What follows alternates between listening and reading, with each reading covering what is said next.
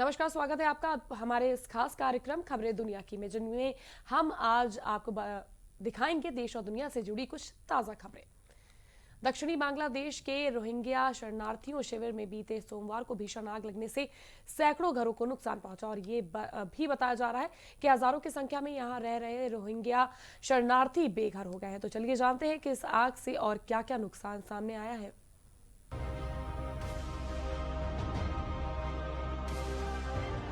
बांग्लादेश के दक्षिण पूर्व में स्थित कोक्स बाजार जिले में पिछले दिनों रोहिंग्या शिविर में भीषण आग लग जाने पर कम से कम 11 लोगों की मौत हो गई।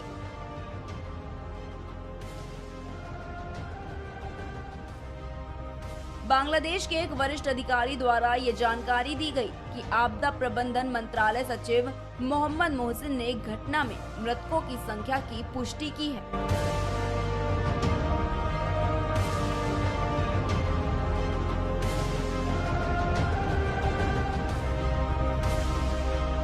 इससे पहले संयुक्त राष्ट्र की एक एजेंसी ने मृतकों की संख्या 15 बताई थी, लेकिन मोहसिन ने बताया कि आग में 11 लोगों की मौत हुई है।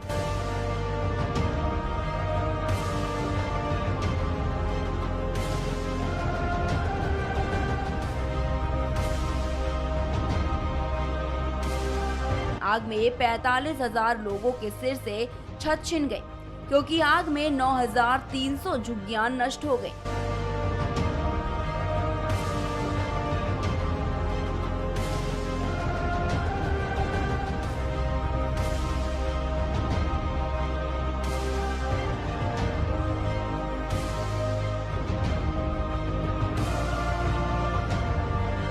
बीते दिनों देर रात लगी आग में घायल हुए सैकड़ों लोगों का आसपास के अस्पतालों में इलाज चल रहा है।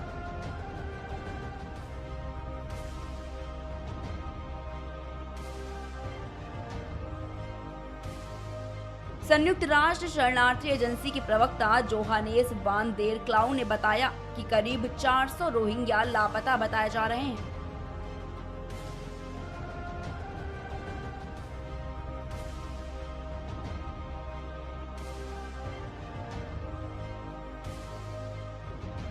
सरकार के उप प्रमुख शरणार्थी आयुक्त शमशाद दौजा ने कहा कि आग के कारणों का पता लगाने के लिए एक आधिकारिक जांच शुरू कर दी गई थी।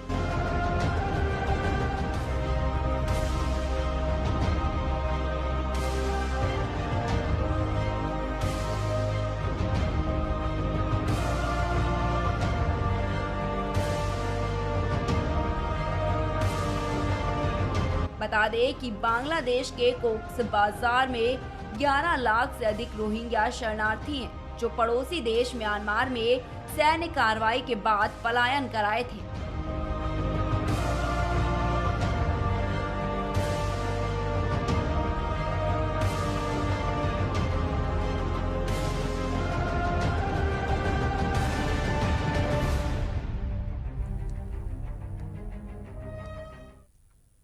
ब्रिटिश स्वीडिश दवा कंपनी एस्ट्राजेनेका की कोरोना वैक्सीन एक बार फिर से संदेह के घेरे में आ गई। अमेरिका की हेल्थ एजेंसी को संदेह है कि कंपनी ने ट्रायल के दौरान पुराने डेटा का इस्तेमाल किया है। तो चलिए जानते हैं कि अमेरिका की हेल्थ एजेंसी को लेकर क्या एस्ट्राजेनेका वैक्सीन को लेकर और क्या क्या संदेह जताया जा रहा है।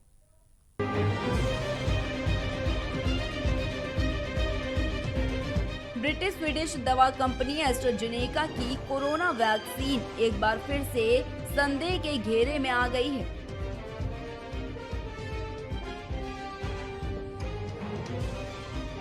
अमेरिका की हेल्थ एजेंसी को संदेह है कि कंपनी ने ट्रायल के दौरान पुराने डेटा का इस्तेमाल किया है। बता दें कि हाल ही में एस्ट्राजेनेका ने अमेरिका में हुए वैक्सीन के ट्रायल के नतीजों का ऐलान किया है।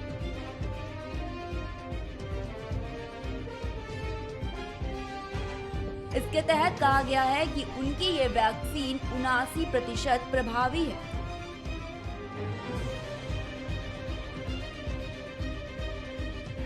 अमेरिका की national institute of allergy and infectious disease के मुताबिक डेटा सेफ्टी मॉनिटरिंग बोर्ड ने एस्ट्राजेनेका के डेटा को लेकर चिंता जताई है।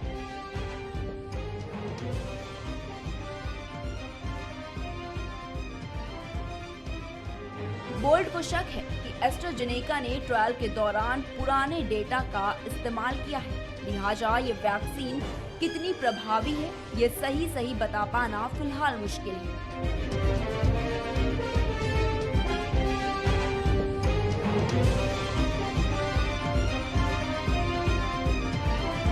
अमेरिका में इस वैक्सीन के इस्तेमाल को लेकर आखिरी फैसला एक एडवाइजरी कमेटी करेगी। अमेरिका और दक्षिण अमेरिका देशों में ऑक्सफोर्ड एस्ट्राजेनेका का टीके पर हुए एक बड़े प्रशिक्षण में सामने आया है कि यह टीका कोविड-19 को होने से रोकने में 79% और रोग को गंभीर होने से रोकने में 100% तक प्रभावी है।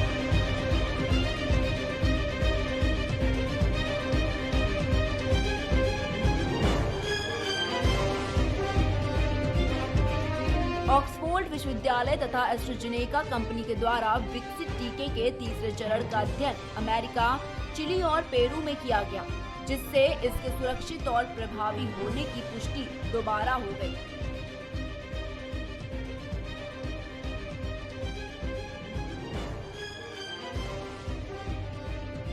इससे पहले ब्रिटेन, ब्राजील और दक्षिण अफ्रीका में टीके का परीक्षण किया गया था। भारत के सीरम इंस्टीट्यूट ऑफ इंडिया द्वारा भी इस टीके का उत्पादन किया जा रहा है।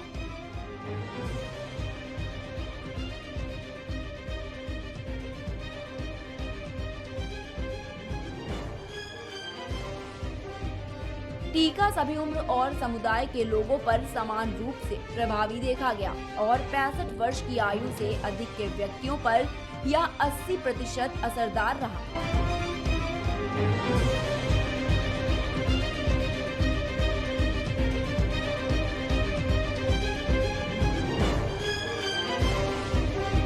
ऑक्सफोर्ड विश्वविद्यालय के प्रोफेसर और टीके के प्रमुख जांचकर्ता एंड्रयू पोलार्ड ने कहा कि यह नतीजे मिलना अच्छी खबर है, क्योंकि इससे टीके के प्रभाव का पता चलता है।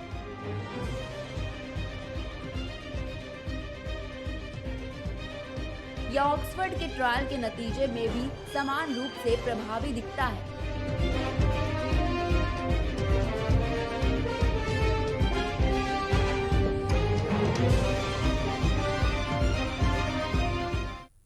दुनिया के कई देश फिर से कोरोना की चपेट में आते जा रहे हैं। ऐसे में नियमों को सख्त किया जा रहा है और कई दिनों में तो लॉकडाउन बढ़ाने की नौबत तक आ गई है। इसी कड़ी में अब कोरोना मामले को देखते हुए जर्मनी ने लॉकडाउन आगे बढ़ाने का ऐलान किया है।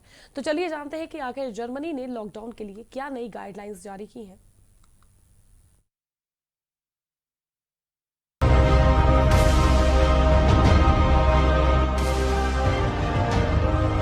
दुनिया भर के कई देश फिर से कोरोना की चपेट में आते जा रहे हैं। ऐसे में नियमों को सख्त किया जा रहा है और कई देशों में तो लॉकडाउन बढ़ाने की नौबत तक आ गई।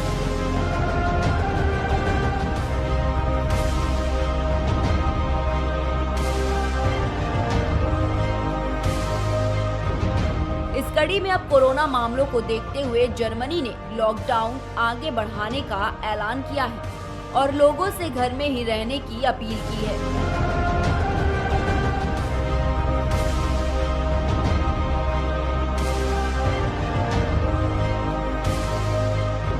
कोरोना संक्रमण को फैलने से रोकने के लिए यहां 18 अप्रैल तक के लिए लॉकडाउन बढ़ा दिया गया है। इसके साथ ही कई नई पाबंदियां लगा दी गई हैं। इसके अलावा ईस्टर पर होने वाले सार्वजनिक आयोजनों पर भी रोक लगाई गई है।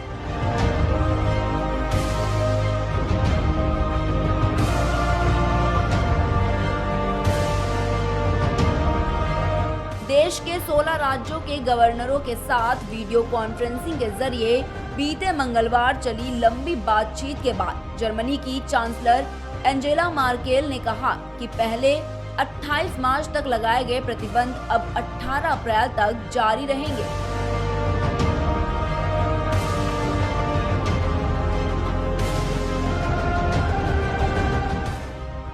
साथ ही उन्होंने ईस्टर के मौके पर लोगों से 5 दिन की छुट्टियों पर घर में ही रहने की अपील की है।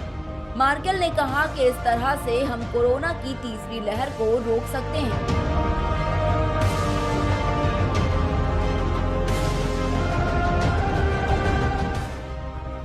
ब्रिटेन में मिले कोरोना वेरिएंट के बाद से जर्मनी में संक्रमण के मामले बढ़ गए हैं। यहाँ रोज सामने आने वाले मामलों की संख्या अमेरिका से भी ज्यादा हो गई है।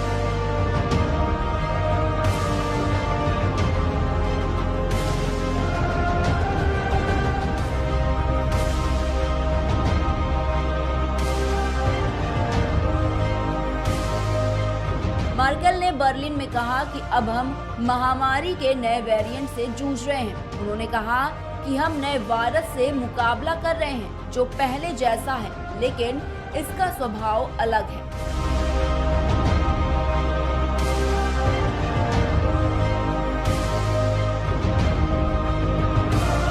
यह ज्यादा घातक और संक्रामक है। इसके अलावा यह लंबे समय तक लोगों में संक्रमण फैला सकता है।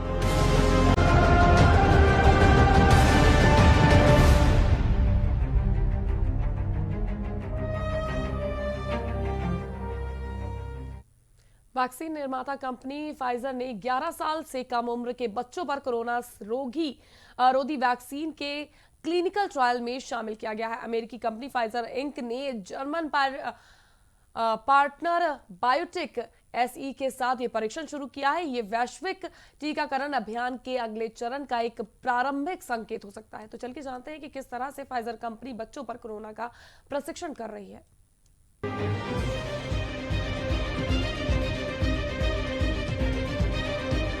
दुनिया भर में दोबारा से कोरोना के मामले बढ़ने के बाद कई देशों ने सख्ती बढ़ा दी है।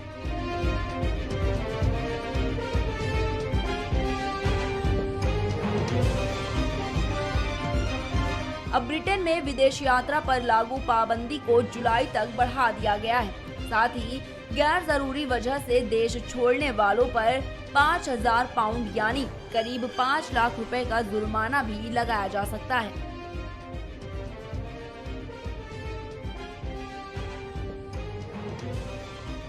एक रिपोर्ट के मुताबिक ब्रिटेन में नए नियम अगले सप्ताह से लागू हो सकते हैं और अब सरकार लॉकडाउन से बाहर आने का पूरा रोड मैप तैयार करने में जुट गई है।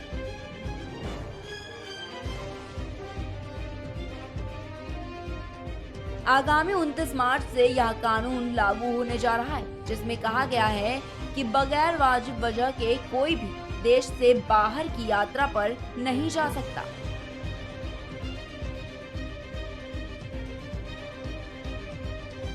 इन कानून के मुताबिक यात्रा संबंधी नियमों को तोड़ने पर करीब 5,000 पाउंड का जुर्माना लगाया जा सकता है।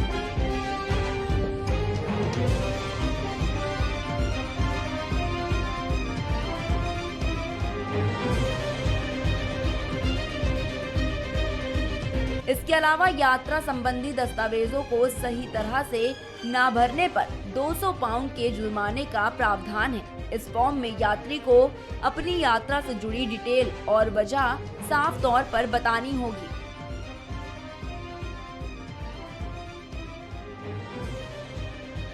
नए कानून में काम और स्टडी के चलते विदेश यात्रा की छूट दी गई है।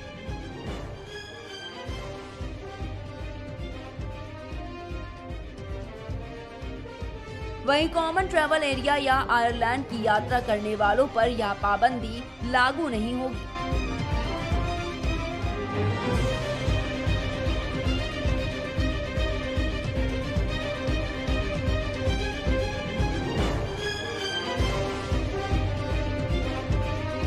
लागू होने वाले नियमों की 12 अप्रैल को समीक्षा की जाएगी और उसके बाद हर 35 दिन के नियमों को रिव्यू किया जाएगा।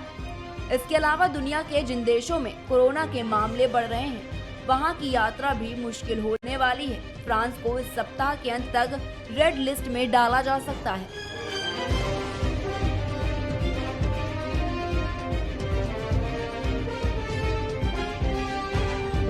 स्वास्थ्य अधिकारी दक्षिण अफ्रीका में मिले कोरोना के नए वेरिएंट को लेकर भी चिंतित हैं। ऐसे में पूरा महाद्वीप को रेड लिस्ट में डाला जा सकता है।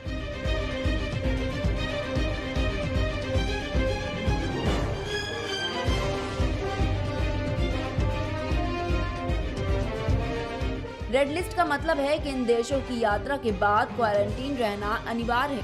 उधर प्रधानमंत्री जॉनसन ने लॉकडाउन का 1 साल पूरा होने पर अब पाबंदियां हटाने के संकेत दिए हैं।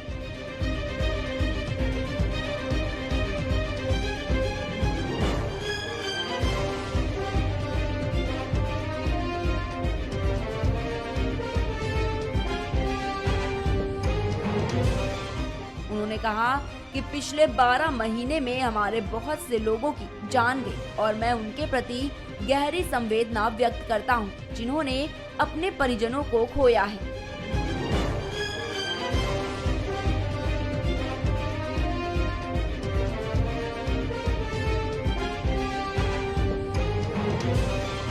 आज लॉकडाउन के 1 साल पूरे होने पर पीछे देखने का अवसर है, जो कि देश के इतिहास में सबसे कठिन वर्ष रहा है।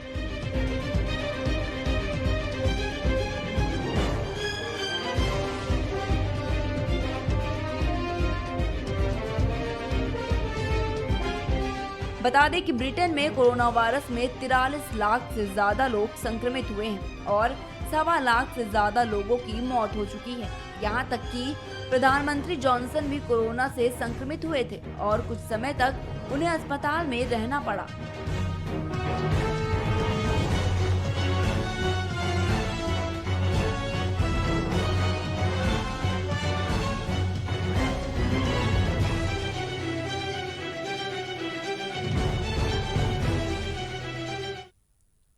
संयुक्त राष्ट्र के महासचिव एंटोनियो गुतारेस अटलांटा में हैं और उनके आसपास इस महीने गोलाबारी की कुछ घटनाओं पर चिंता व्यक्त की है। उन्होंने इन घटनाओं में 8 लोगों की मौत हुई, जिसमें से 6 एशियाई मूल की महिलाएं थी। तो चलिए जानते हैं कि एंटोनियो गुतारेस ने इन घटनाओं को लेकर क्या कुछ कहा है।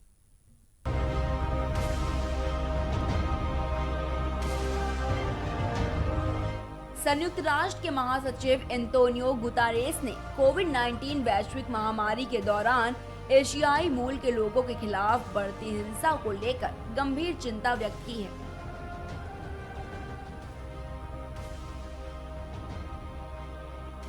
और कहा है कि पिछले वर्ष की हजारों घटनाओं ने असहिष्णुता, रूढ़िवादिता और दुर्व्यवहार के सदियों लंबे इतिहास को कायम रखा।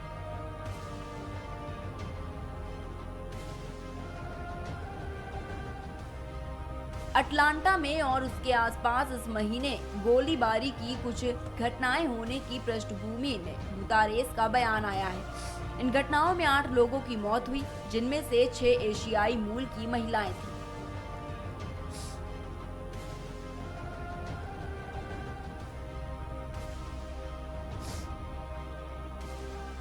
महासचिव ने एक प्रवक्ता ने बीते सोमवार को एक बयान में कहा कि गुतारेस कोविड-19 वैश्विक महामारी के दौरान एशियाई और एशियाई मूल के लोगों के खिलाफ बड़ी हिंसा को लेकर काफी चिंतित हैं।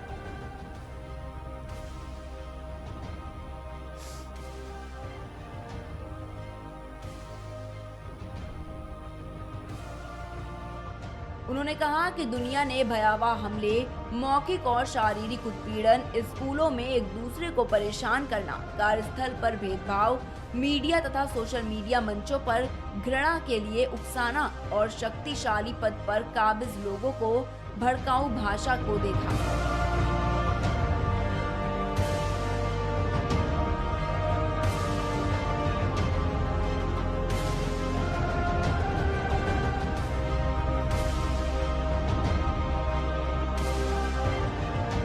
गुतारेस ने कहा कि कुछ देश महिलाओं के प्रति देश भी फैला रहे हैं, खासकर एशियाई महिलाओं को निशाना बनाया जा रहा है।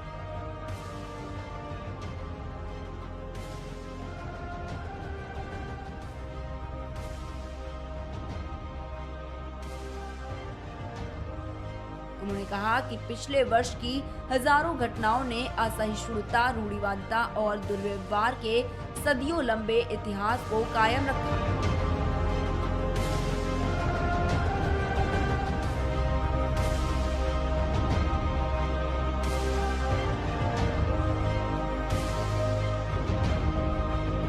पीड़ितों और उनके परिवार के प्रति समर्थन व्यक्त करते हुए गुतारेस ने कहा कि वह उन सभी लोगों के साथ एकजुटता से खड़े हैं जो नस्लवाद और अपने मानवाधिकारों पर अन्य हमलों का सामना कर रहे हैं।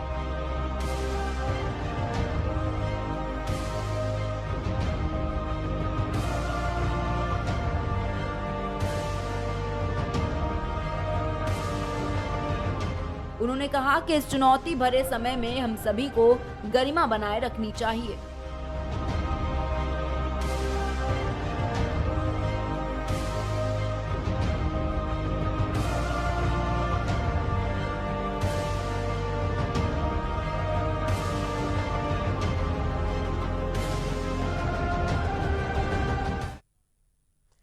वर्ल्ड न्यूज में फिलहाल के लिए बस इतना ही। हम फिर हाजिर होंगे देश और दुनिया की तमाम खास खबरों के साथ। आप कहीं मत जाइएगा, देखते रहिए प्राइम टीवी।